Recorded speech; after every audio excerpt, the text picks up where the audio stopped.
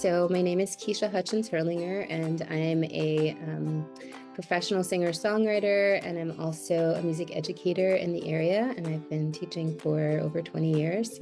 My area of expertise in education is mostly elementary school, but I also teach private voice lessons to adults and children. I was invited to pilot this program from a colleague at ARTZ Philadelphia, and that was actually during the pandemic, when the pandemic just started in 2020, and the program was originally only offered online.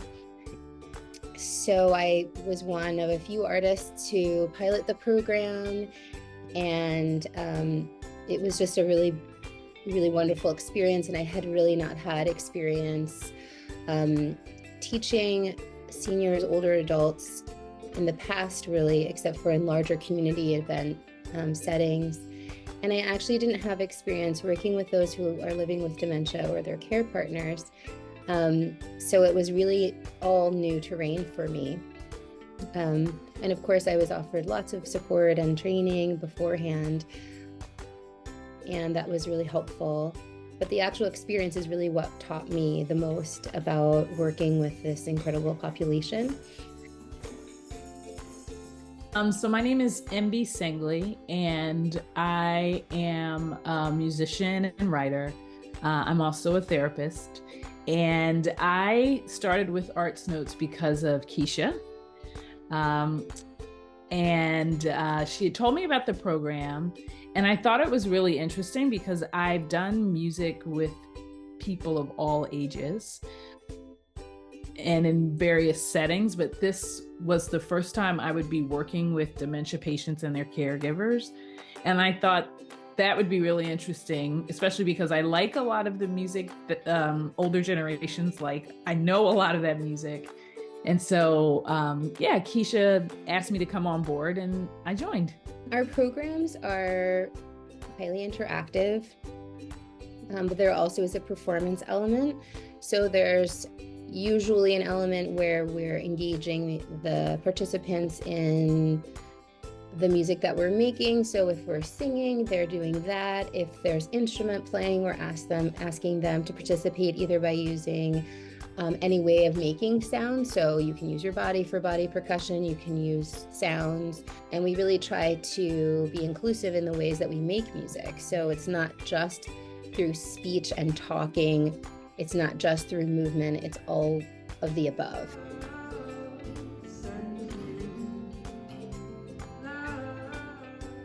I like to make it a theme that depends on the seasons, or holidays or things that are coming up. And I always like to kind of mix music with movement. That, it's a very welcoming, warm community, I think. Absolutely. This can be a very isolating experience when you get a diagnosis of Alzheimer's or other kinds of dementia. Isolating in terms of whether, your ability or interest in reaching out to people who aren't experiencing that. So we're in a community where everyone has their own unique journey, but there's a commonality there that makes it very comfortable. And when you've got somebody like Susan Schifrin and her staff and and also the volunteers that help with the various activities, it's just a really winning combination. I started attending some of the virtual sessions with my mom, and I loved it, so we just kind of kept going. Something that I tell everyone that I'm talking to about ARTZ Notes is that I really like that it's a judgment-free space, My mom has a very unique diagnosis, and sometimes it can be difficult to find spaces where I don't have to keep explaining she has dementia and stuff like that. And so when I'm in the music sessions with ARTZ Notes, I know that I don't have to explain anything. Everybody there is kind of in the same boat, more or less. And so it can just be a space where I can just be, even if my mom is dancing around and singing. Absolutely. And the ability to recognize and enjoy music is something that people at all stages of dementia can appreciate, because music is one of the last things that that remains. So yeah, it can open up memories for me, you know, different types of music, memories from when I was a lot younger, which is, you know, wonderful friends that I know, you know, that I experienced things with. So it really does, you know, give me a lot of joy and pleasure, you know, and I enjoy that.